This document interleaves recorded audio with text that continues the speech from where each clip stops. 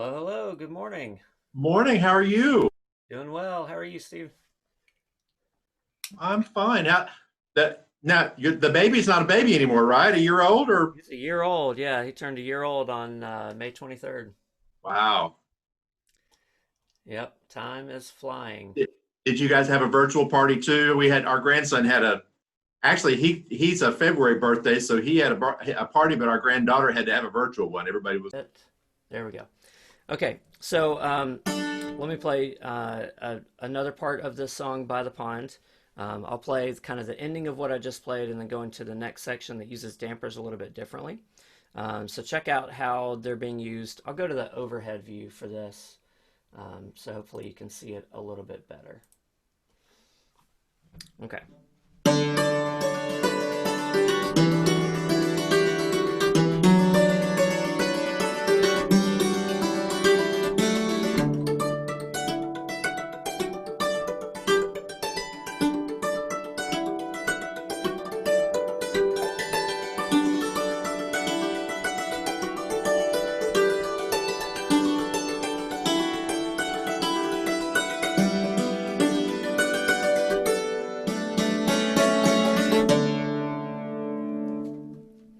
Okay, so that's a little bit of an example of um, using dampers in kind of a rhythmic way, and using them to either cut the sustain between chord changes, or in the second part that I played, I'm pulsing the dampers at a regular pace to get a different kind of sound. So we'll experiment with that in a little bit. And then another way that I use dampers a lot is to affect the tone of specific notes that I'm playing. So for instance, I'll give you the overhead view again. There's an arrangement of the song Wayfaring Stranger that I play. I usually play it with my friend Jesse Isley, and he sings it, but I'll play just solo for now.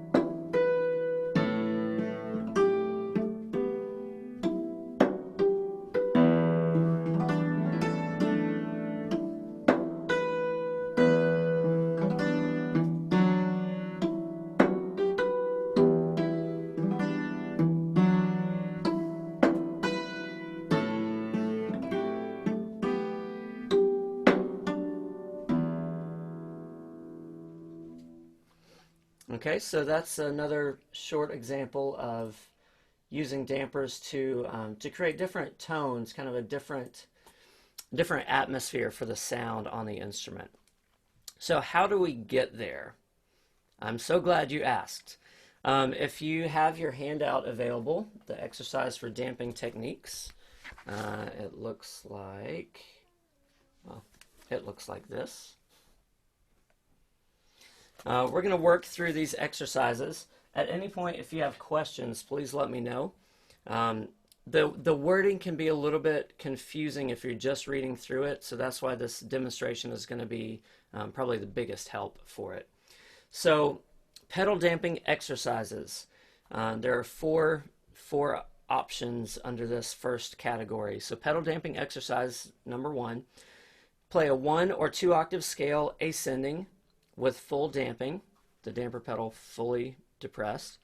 And so that would be just like this.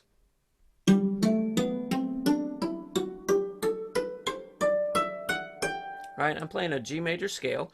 So why don't y'all play that with me? We're gonna put a metronome on here. We'll play the scale as eighth notes. I've got my metronome set to quarter note at 70 beats per minute. Hopefully y'all can see and hear that okay. Yeah, there we go. All right, so let's do this. I'm going to mute everyone's microphones so that you can all play. All right, So everyone should be muted now. You're welcome to play along as I demonstrate. Question. Yes. Before we even get started, Yeah, where do you put your pedal? that's a great question. Um, it depends on the pedal design, but I typically like to play the pedal with my right foot. So I have my pedal slightly offset to my right, so that I can keep my left foot planted. I'm playing standing, and I typically do, but I like to have the pedal slightly off to my right because that's the foot I mainly use. Some pedal designs are easier to do that than others. This is a Dusty Strings instrument, and so the strings come down below the instrument and meet right in the middle. So what I have to do on this instrument is, let me show you here. If you have a Dusty Strings instrument, you can pull up these damper strings right here, and I actually tied a knot. I tied a knot there to shorten the string. I did the same thing on this lower portion as well, and that pulls the pedal slightly to the side. So if you're looking at my instrument overhead, my pedal is right down below where my hand is, right here. So slightly off to the right. If you play a Masterworks or a Songbird or who else? Jerry Reed Smith, um, other builders that have pedals that can be offset very easily, I would set it to the side, whichever foot you're using. Okay, Anne, you had a question?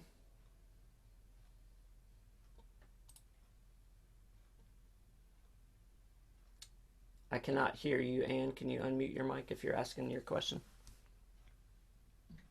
I just discovered this morning, I've always wondered, do I raise my knee? Do I lift my heel? Do I use my toe, the position of the foot? And because I'm standing on hardwood floors, I had bought a mat, a padded mat. And it's amazing using the mat. It almost puts the pedal like a piano pedal feel, and I'm not having to lift my heel up or raise my knee or bend my foot. So I'm like, oh, wow, this feels good. But Yeah, it's always, I watch people and how to raise your knee, or how do you do when you're regular floors? I mean, a lot of people just put their foot up, but like this, and you're doing this. But then I see people also using their knee up. right.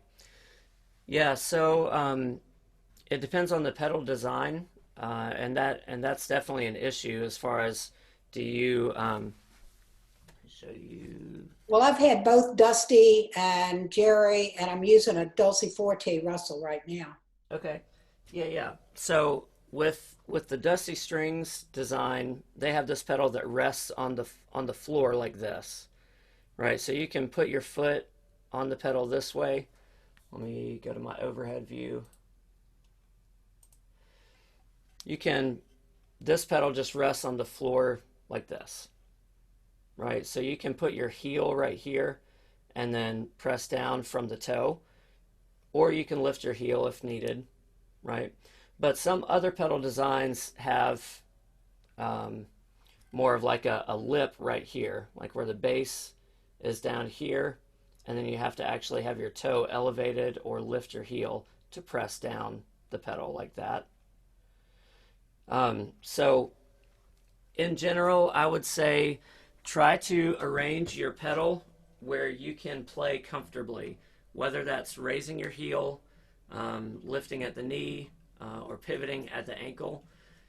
Um, some pedals might be easier to play from a seated position, and some pedals might be easier to play from a standing position.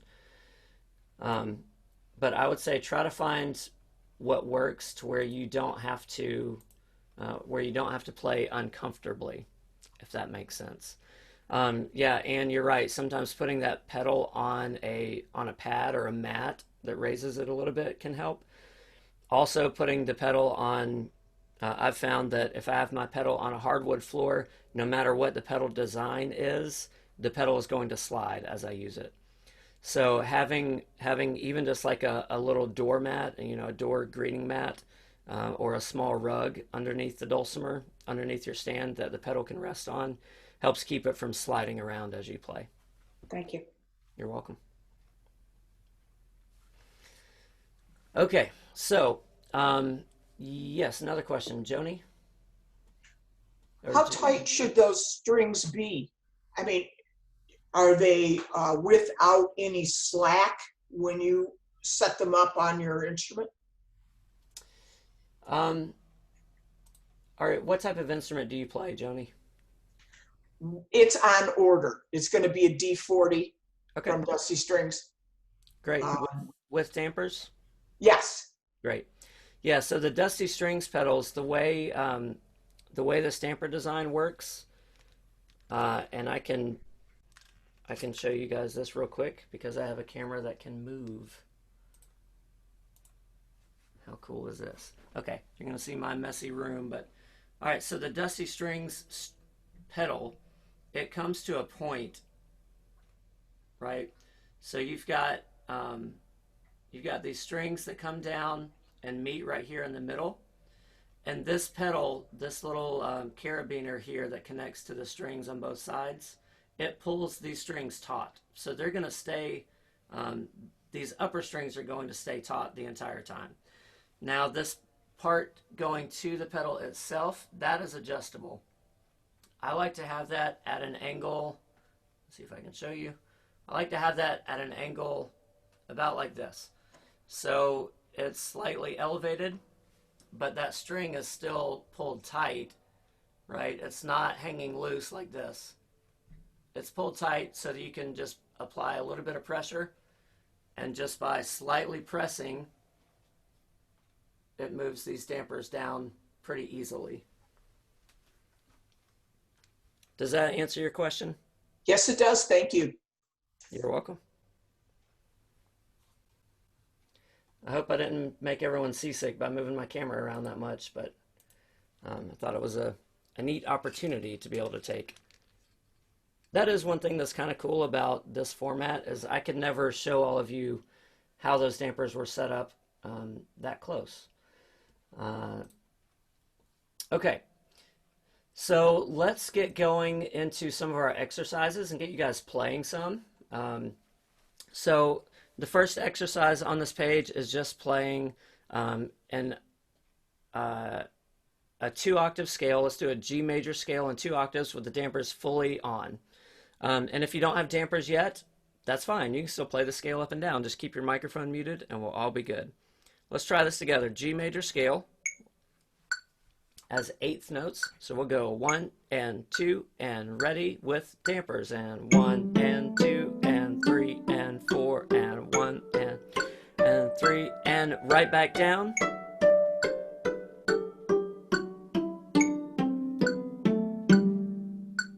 Easy enough. Dampers fully on, going up and coming back down, right? So the first way to get used to using dampers is just to try using them, right? So I've had a lot of people in classes say, well, I got dampers, but I'm afraid to use them because I don't want to use them incorrectly. I don't want to do it wrong.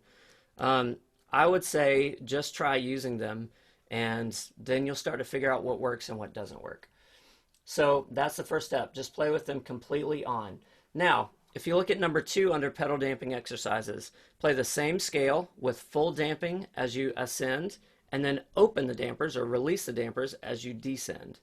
So that'll sound like this. 1 and 2 and 3 and 4 and damp.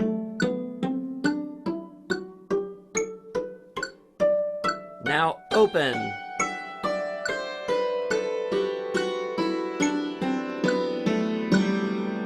Right? So you could do that twice or 3 times up and down. Let's try that together. Dampen on the way up, open on the way back down. 1 and 2 and 3 and 4 and 1 and 2 and 3 and 4 and 1 and 2 and open.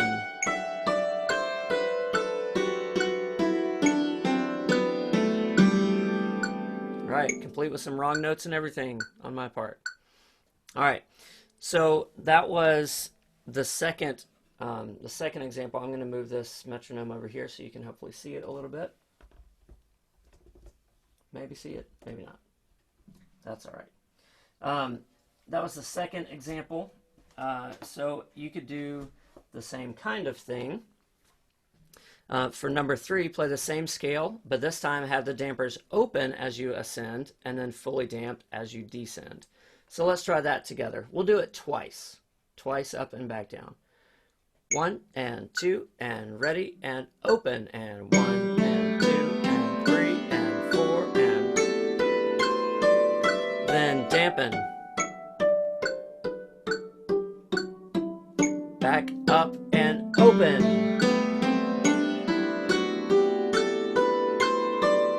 And dampen.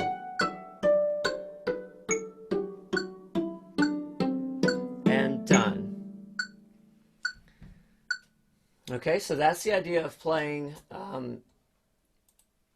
playing dampened as you descend, open as you ascend, as you go up the scale. I like using the terms open and closed for the dampers because depending on your damper pedal, Chris Foss with Songbird Dulcimers has a new style pedal that is actually a piano style. So where the pedal is up, the dampers are on, and then you press the pedal down and it lifts the dampers. So if any of you have that instrument, I don't want to confuse you with my terms. I'm just going to say open for dampers up and closed for dampers down. Okay? All right, so the last one in this first category here of pedal damping exercises is to repeat these 3 steps, but with partial dampening. So in other words, instead of having the dampers fully pressed down, just have them partially pressed down. So you're going to get a difference in sound. I'll demonstrate that, and then we can try it out. Together. Real quick, Dottie has a question. Your bass side is not dampening, but your treble side is dampening. Dottie, what instrument do you have? What builder instrument?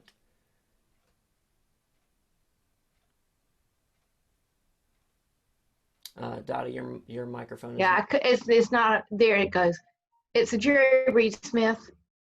Okay. I would check and make sure that the pedal is, or that the cables are fully connected to the dampers up on the instrument section.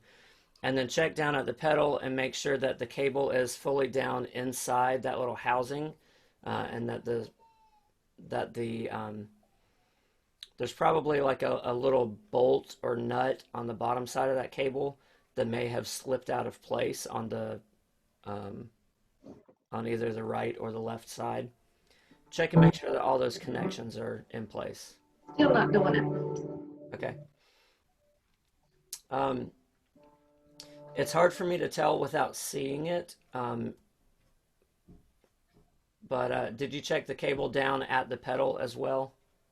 I checked yeah, the pedal is tight, but I have screws on my damper itself where you have the string. Right. How do I adjust that so it, maybe that's not... Yeah, that could be part of it. My guess is the pedal, is the damper bar, so is it the bar on your left side? The bar on the left side deals with the That's, bass side or the right side? which side is not working, right or left? Bass. So the bar on your right side?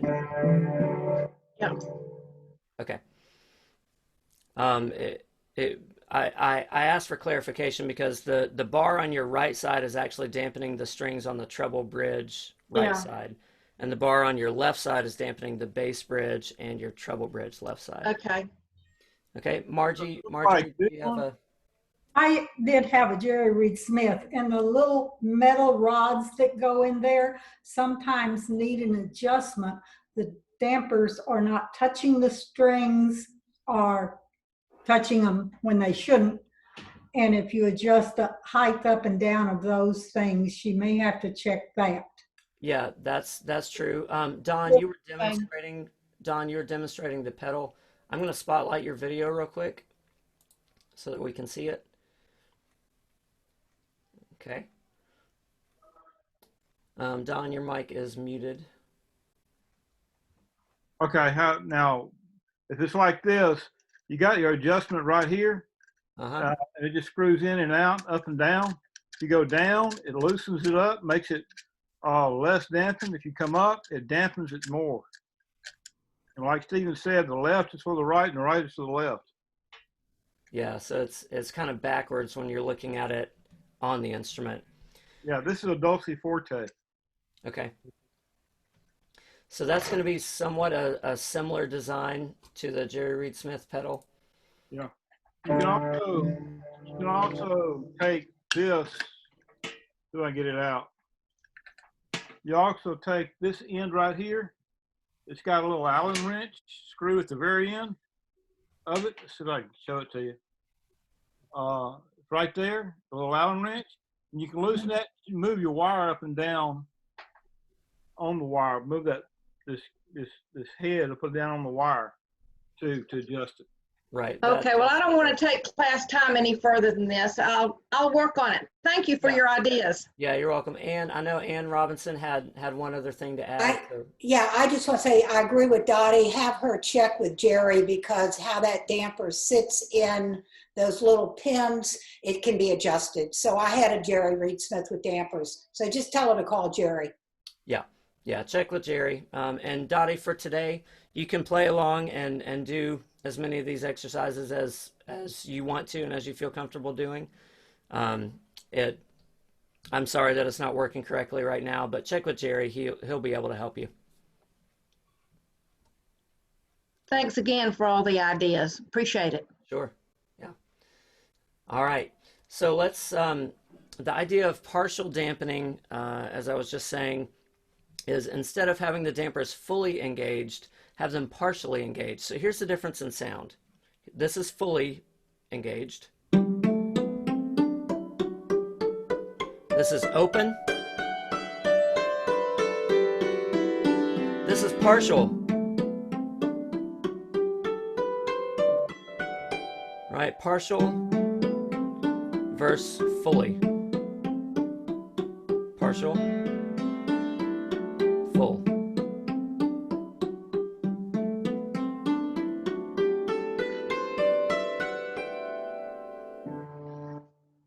So I would encourage you to play around with partial damping, where the pedal is not entirely pressed down onto the strings, but it's just kind of lightly resting on the strings. That'll give you some different sounds, different tones. Okay? All right. So now let's actually skip the second section for now, the hand damping exercises. We'll come back to that closer to the end. Let's look at the rhythmic exercises. This is going to get us playing our pedal in a more rhythmic manner, kind of like I demonstrated in the by the pond example at the beginning. So if we play our scale as eighth notes, like we've been doing, while damping on beats 1 and 3, let's just take that much. Dampen on beats 1 and 3, and then that means we're also going to lift on beats 2 and 4. So here's what I mean like that, by that. 1 and 2 and 3, I'll demonstrate, and 1 and 2 and 3 and 4 and 1 and 2 and press, lift, press, lift, press, lift, press, lift, press. So that's pressing the pedal down or damping on beats 1 and 3, and then lifting the dampers on beats 2 and 4. So let's try that together. G major scale. Let's try it. 1 and 2 and ready, go. And press and lift and press and lift. 1.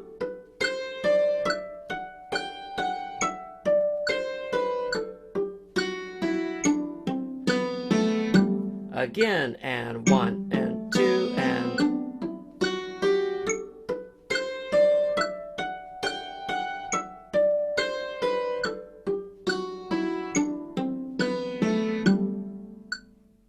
so that's the idea, damping on 1 and 3, lifting on 2 and 4. You could also dampen on every quarter note, beats 1, 2, 3, and 4, which means you're going to lift on every eighth note, like this.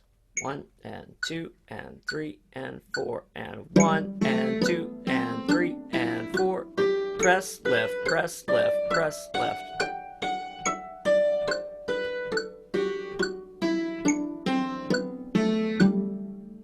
So if you're starting with your right hand, that means all the right hand notes are going to be dampened and all the left hand notes are going to be open. Let's try that one again. Ready, go. And 1 and 2 and 3 and 4 and 1 and 2 and 3 and 4 and 1 and 2 and 3. And play again. And 1 and 2 and 3 and 4 and 1 and 2 and 3 and 4 and 1 and 2 and.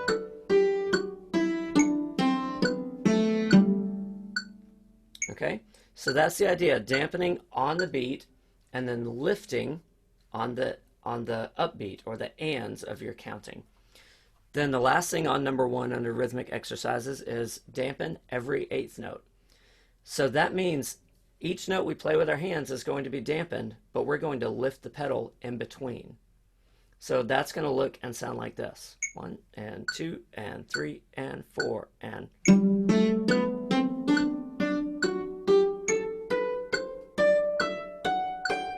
Sorry, let me try that again. Ready, go, and.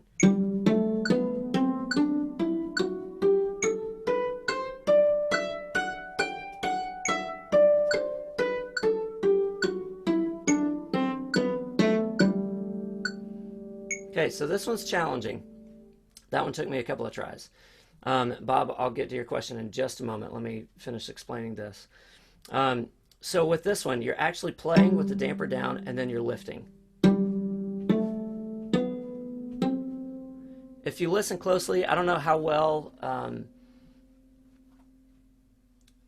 okay, yeah, I don't know how well you are hearing this after ring. Let me switch camera views here. Some people are saying they're getting audio and video delays. Let's try it this way. Okay. Yeah, Robert, that's fine. Okay, while we're paused for a second, Bob, what was your question? I don't really detect much of a difference in the sound when you do the 8th note damps as opposed to just keeping it damp the entire time. Right. Is this more of an exercise thing, or is there actually some sort of a sound that you get that I'm not picking up? Sure. It is an exercise, but there is also a sound difference. Let me see if I can demonstrate that. Part of it could just be how the audio is coming through right now. I don't know how well you're going to be able to hear the difference, but here in person, there is a difference. So let me demonstrate without the metronome and a little bit slower. I'll go to the hard side of the hammers too, so you can kind of hear a little bit more. So this is fully dampened. Right, that was fully dampened. This, I'm going to lift between the notes.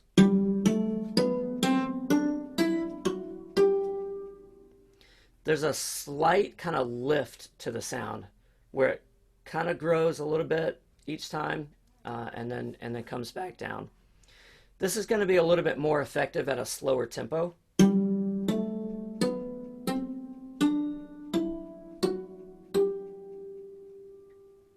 Where you actually hear the sound, the articulation of the string being struck with the dampers, but then you hear it ring after.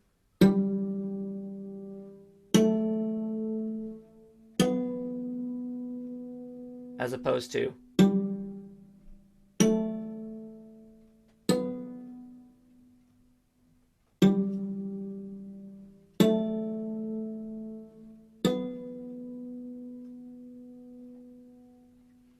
Again, I don't know how well that's coming through. We're looking at very subtle shades of differences in sound. So in answer to your question, Bob, yes, this is an exercise, and it's a challenging exercise, but it does actually give you a slightly different tone and timbre out of the instrument. Okay? All right. So that was damping every 8th note. Now you could also look at number 2 under rhythmic exercises, play the scale with the previous damping patterns, only reversed. So in other words, you play first, you dampen on beats 2 and 4, so then you'll lift on 1 and 3. So let's try that one. That'll sound like this. 1 and 2 and 3 and lift and 1 and damp and lift, damp, 1.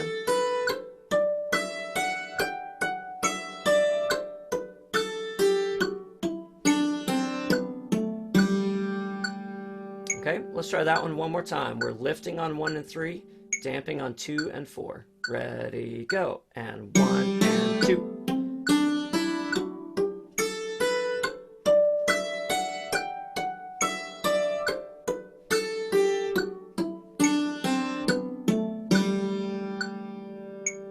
Okay, so I'm just kind of briefly demonstrating each of these. I want to get through as much of this handout as we can today.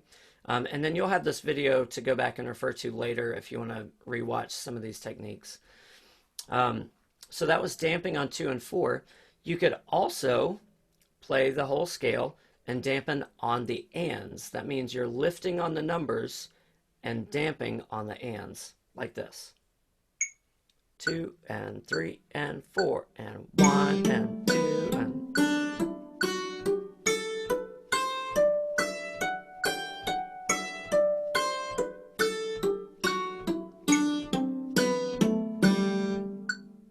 Okay, let's try that one again. Ready, go. And 1 and 2 and 3 and 4 and...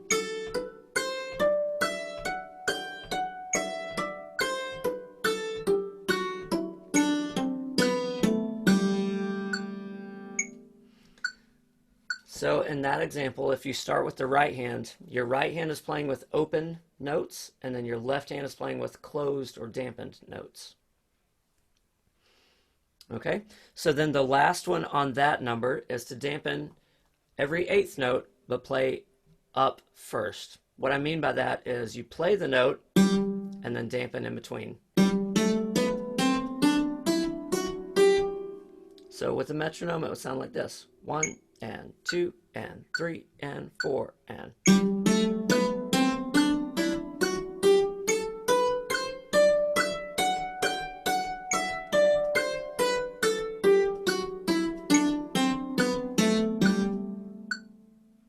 Okay, so here is where you hear more of a difference than when we dampened on the beat and lifted right after. You're going to hear more of a sound and then a stop.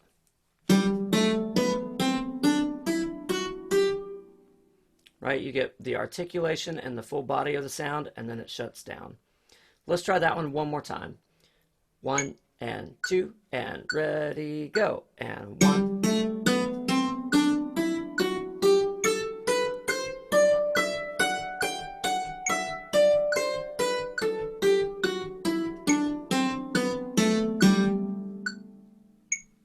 Okay, so with this one, you're having to move your damper pedal fairly quickly. If you think about it on a rhythmic level, we're playing 16th notes now between our hands and our foot. So your hands are playing 1 and 2 and 3 and 4, and your foot is playing 1 E and 2 E and 3 E and 4 E and E E. So we're getting into kind of complex rhythmic territory. So this takes some practice. I would recommend, if you're practicing this particular rhythm, slow it way down. Take it as slowly as you need to get the coordination down between your hands and your foot, and then you can start speeding it up later. But I wouldn't worry about speed at this point. That's not the goal. Okay? Do we have any questions right now where we are in these exercises? Yeah, Stephen, I didn't quite follow that last one. If you could go over, I wasn't quite sure about that. So your foot is doing double time and your hands are doing just playing the 8th notes. So your foot's doing 16th notes as well. Your foot is not playing every 16th note. It's playing the 16th notes in between what your hands are playing. Okay. So in slow motion, it would be like this. Right foot, left foot, right foot, left foot, 1 foot, 2 and 3 and 5. So if you're using your well, let me say it this way. hand, foot, hand, foot, hand, foot, hand, foot, hand, foot, hand, foot, hand, foot, hand. But your hands are alternating. Okay. Okay. And so is your foot. Okay. Yeah, your foot is alternating in between the right and left hand notes. Okay. Does that make sense? Yeah, no, it makes sense now. Yeah, okay. Okay. Thank you. You're welcome. So if we were to speed that back up, now that you know what that pattern looks like, it would sound like this.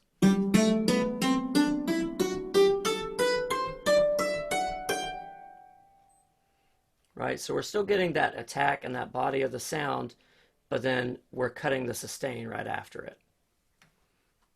Okay? So as we get into especially the next section of dampening exercises, we're starting to get into really fine shading of the sound.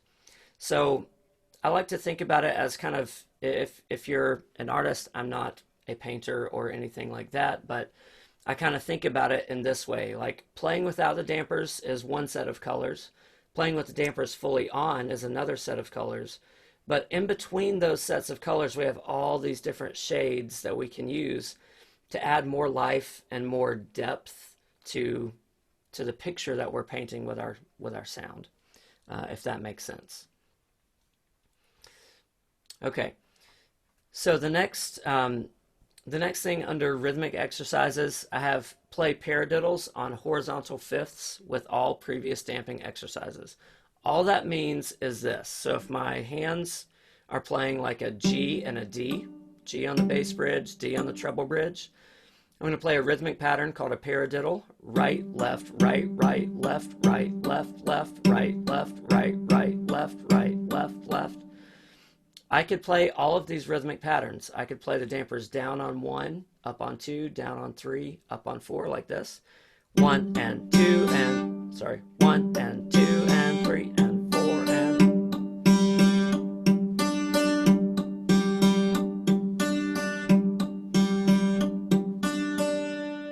Okay, if I sped it up, it would sound like this.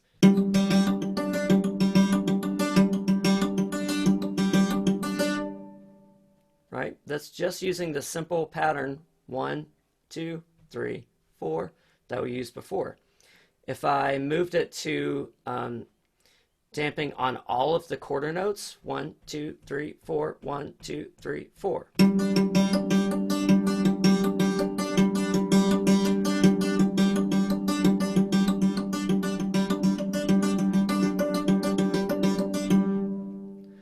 All of a sudden, I'm getting some really cool rhythmic textures beyond just the notes that I'm playing. So you could take all of those same rhythmic patterns and apply them to playing a paradiddle or other rhythmic accompaniment on 2 notes or more. Stephen, Yes. question on that one. Yes. Do you actually count when you play, or do you just feel the rhythm? Or like you're counting now, very lovely. When you're actually playing, do you have the one hand? Like I always do because I was in band. Right. So, yes and no. I always have some type of counting going on, but it's not always numbers. So what I mean by that is I'm not always thinking, like just then when I was playing this example,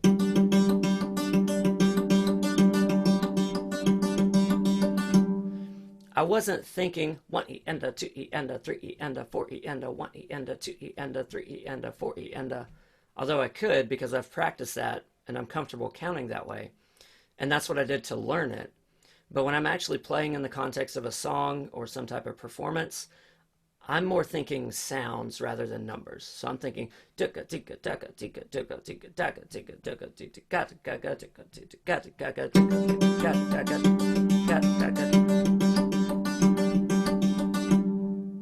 it eventually just become muscle memory? yes, but even with muscle memory, I'm still usually thinking that sound though. I still have that kind of that underlying grid going on in my head, that underlying 16th note pulse that helps me keep up with where I am. But yes, eventually it does become muscle memory. And that's why, that was a great question, Christine. That's why I really like these kind of exercises, because they're really straightforward and they're very specific starting off. And so if we practice these techniques specifically with a scale or with a chord or something like that, then we can get the muscle memory down, and then we can start applying that to a song. Okay, great question. Okay. The last couple of things under the rhythmic exercises, number 4 says play single alternating strokes on horizontal fifths. Horizontal fifths just means like G to D, straight across the bridge like this. So if you just play alternating strokes, and we do those same exercises,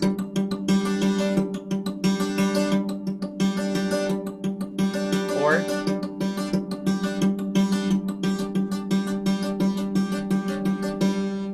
right, you can pick and choose your pedal patterns and just have your hands keep playing the same thing.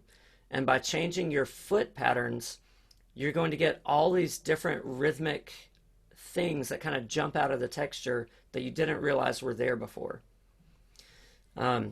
So that's the idea of number 4 under rhythmic exercises. Number 5, play double stops on horizontal fifths or chords with all previous damping exercises. That just means double stops is 2 notes at the same time.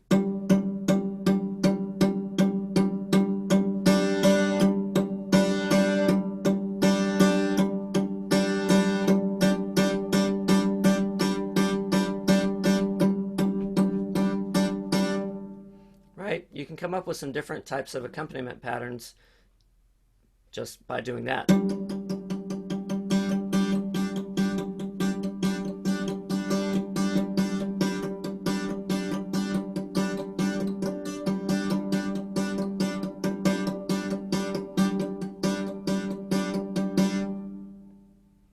So by keeping my hands playing the same rhythmic pattern and altering what my foot does, all of a sudden I'm getting this groove that's happening without having to do something different with my hands. Okay? A lot of this is kind of, it's kind of beyond the scope of just normal playing your songs, right? We're looking at ways to kind of add more depth to them and more color. We're expanding your color palette.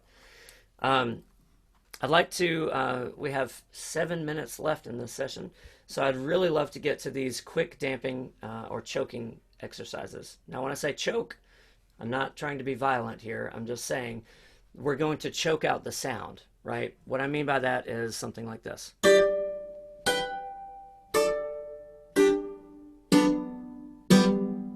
Right? These kind of choppy sounds where we hear a sound and then it goes away.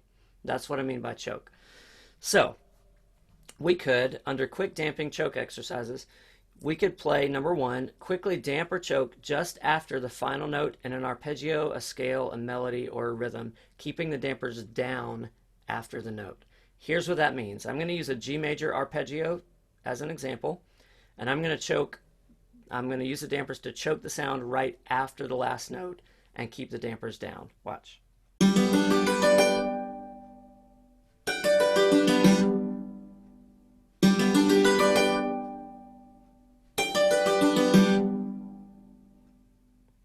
Okay, try that. If you're familiar with a G major arpeggio, G, B, D, G, B, D, G, and then press the dampers right after.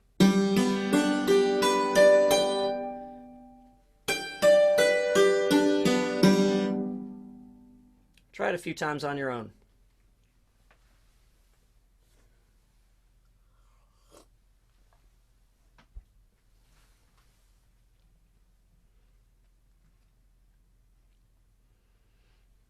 Okay, for time's sake, I'm going to move on, but hopefully you saw the idea of how that works and what it sounds like. Now let's compare that, but look at number 2. Do the same thing, but dampen just before the final note.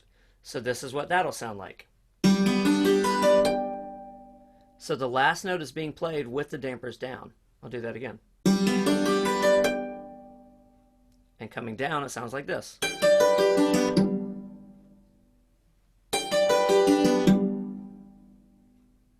So that last note is dampened fully and the dampers stay down. Try that a couple of times.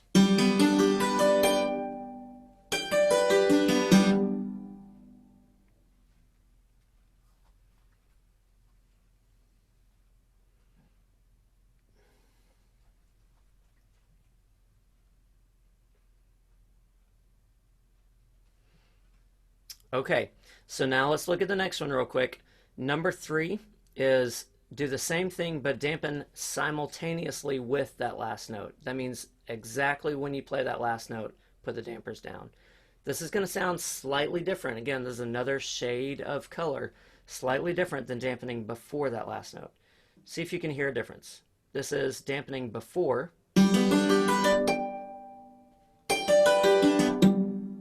This is dampening right on the last note. Sorry.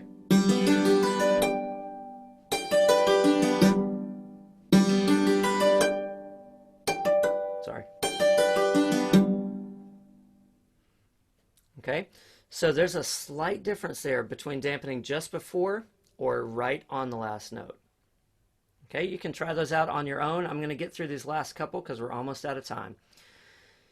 Now, the other options, number 4, 5, and 6, are going to be quickly dampen or choke just after the final note, but release the dampers immediately. This one is so cool. Check this out.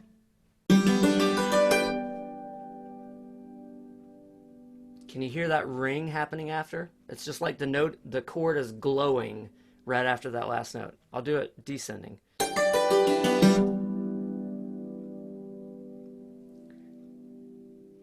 I don't know how well it's coming through out there, but it sounds pretty cool here. You've got this like afterglow of this chord that's just, it's like this cloud of sound that's just floating there. Okay? So that's dampening just after the final note and then releasing the dampers. If we dampen number 5, dampen just before the final note, but then release, you're going to have this.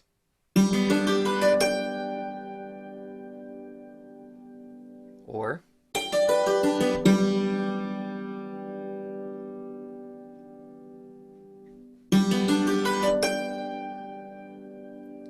so when we do that, we still hear this glow of the chord, this kind of cloud of sound of the chord, but we hear very distinctly the very last note.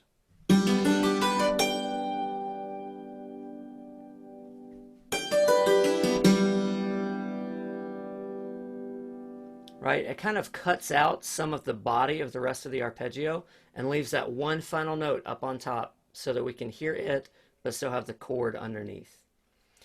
Now, lastly, if we did the same thing but dampened simultaneously with the final note and then lifted, it gives us this.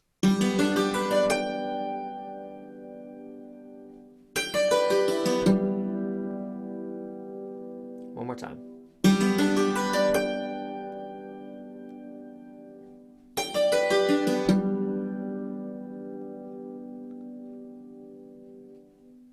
So listen to the difference between dampening just after the final note and then dampening simultaneously. This is dampening just after. This is dampening simultaneously. This is dampening just before.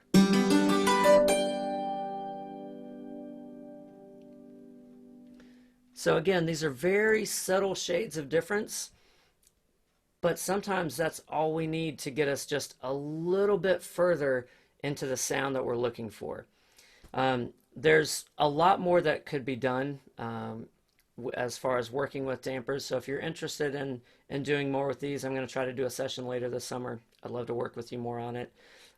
We are out of time. Let me just tell you a little bit about the special effects section and the hand damping exercises. The special effects at the bottom. You can use masking tape if you don't have dampers, or if you do have dampers. Take a strip of masking tape, put it along the bridges, or put it along the end rails where your dampers actually go. And that gives you this dampened sound without having to actually use the dampers. You can also use pizzicato, finger plucking, all kinds of different techniques with that. Right? There's so much more that we could do. But we're out of time for now. So If you have any last questions, feel free to type those in the chat, and I'll try to respond to you by email. You can always email me as well. But I want to be mindful of your time and mine as we prepare for our next classes. I hope you have a wonderful rest of the festival. Thank you guys so much for being here. God bless you. Have a great day. Have a great day. All right. Thank you, Stephen. Thank you. Thanks, Stephen. It's great to see you. Yeah, great to see you, Stephen. Thank you. Thank you. Thank you, John. Thank you. Bye. And actually, as you're talking about pizzicato, Yeah. an entire class on or at least something like might be plucking the strings. Yeah. I think that's a great idea. I'd love to do a class on that. Yeah. Thank you, Stephen. Thanks. Yeah.